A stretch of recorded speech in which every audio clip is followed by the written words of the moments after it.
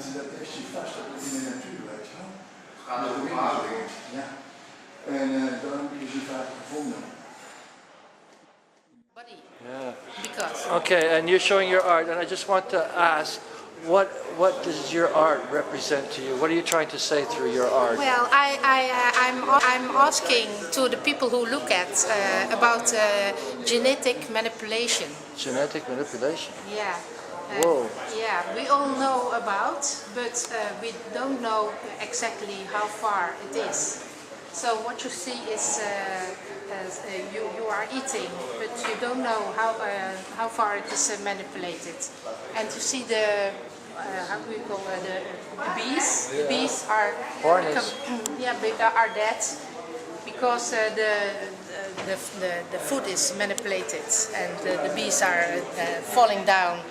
And you see too the pyramid of at Louvre, because I have exhibited there last month. Oh, that's why. Yeah, that's about. I'm asking the people who look to and asking about. So you're worried about why the people are changing through food and all that? Hmm? Why people change through biometrics? What is it? Why the people changing? Yeah, the people are changing through this food. Well, when you buy food in a store, you don't know in what way, how far it is manipulated. Oh, okay. You don't know. Well, it says on the label. It says on the label what they done to it. Yeah, but I have no time. I'm in a hurry and I buy what I see. Oh yes, that's good, but. Oh. Are you a vegetarian? No. Oh well, there you go. You should start being a vegetarian. Yes.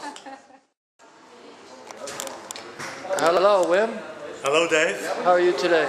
Yes, very warm. So I see you're here also in the exhibition with Zoe, and I'd just like to know what your art represents. What are you trying to say? My art represents an abstract painting, and you see here the abstract called Summer.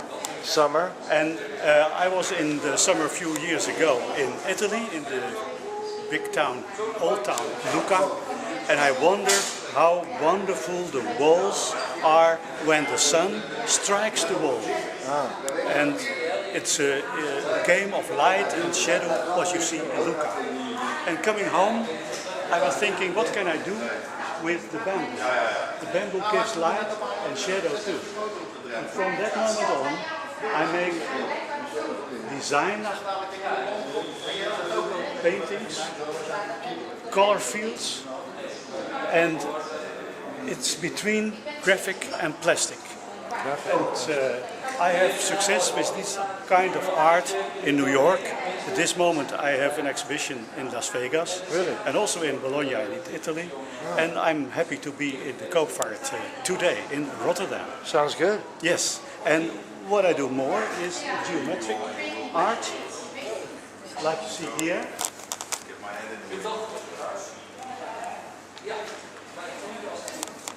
It's like a building. Yeah, I was going to say that before.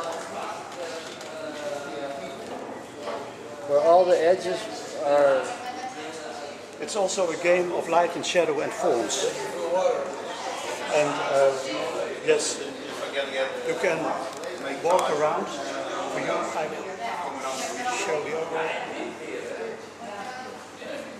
And that's fascinating for me, how you can make simple compositions. And this work is also based on the 20%, 40% or 50% and 80% and so on difference in angles. You remember snowflakes, they have a hexagonal shape. 60 degrees, 60 degrees, 60 degrees, 180, 2 times 180, 360 degrees angles. It's a nice hexagon. But it's formed up in the sky, where it doesn't meet other magnetic fields to interfere with them. In fact, if you put two different snowflakes together, they will meet each other also in a 10 degrees difference towards each other. Now on the floor, this is a puddle of ice, a puddle of water that's been frozen into ice. And then you see stripes here, it's just the original picture here. And then you see the stripes here, when I take the measurements, They are all related to 20% or difference, like this is 30% and this is 50%, a difference of 10%. This is 30% plus 20, 30% plus 20% plus 10 is 30, you see? This is to prove this theory again. Oké, zo. Met 10 graden verschil, zie je? En dan kun je dat wel zien, dat is ook zeker met een boekje van 10 graden. 10 graden en 30 graden en deze zie je dus ook zeker met die twee verschillende paternen elkaar aan. Maar in een plas ijs. Dat zijn twee verschillende En normaal in een sneeuwvlokje heb ik gewoon weer een zeshoek. En gewoon een zeshoek, weet je wel. Als je op de grond ligt, dan zijn twee zeshoeken in elkaar gekruist. Is dat oké? The light We're in. a part of my work existed like measuring pieces of rock, the angles of the cracks. Also measuring the cracks in pieces of crumbled up paper. So I took this piece of paper, crumbled it up, then I stretched it again, then I made all those cracks visible, see? And I start measuring them. And every time you find 60, 40, 80, 120, you find a relationship, 20 degrees relations, like for instance, all those cracks have a 20 degrees relation. In fact, there is two different scala of 20 degrees, 80 times 20 degrees. It's, the two scalas are passing each other with 10 degrees difference. It's like from the North Pole to the South Pole, those two scalas meeting each other, and instead of bumping into each other, they pass each other and go over each other, which means there's a 10 degrees difference between some of those angles here. Some you see in 30 degrees, 50, 70, 90. In fact, they're also 20% related the other way, starting with a 10% difference. And that is to prove the theory. I made this work here, see? I will make more of them, and you can try it yourself too, you will find the same outcome. It's only, I'll see it, and I wonder why nobody else had ever seen before.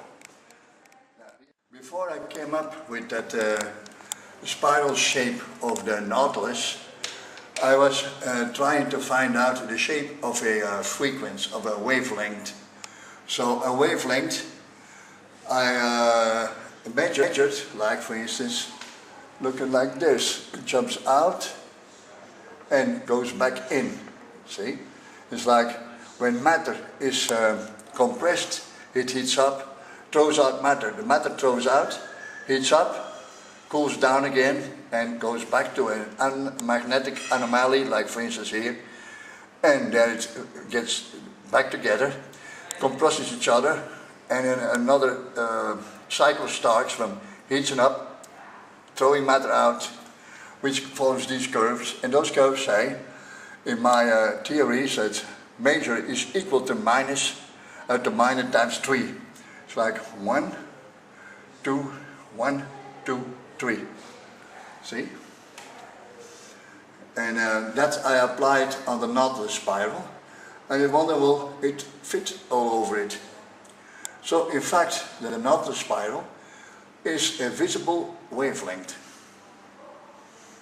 There you go. And it goes on in here. That's where we are.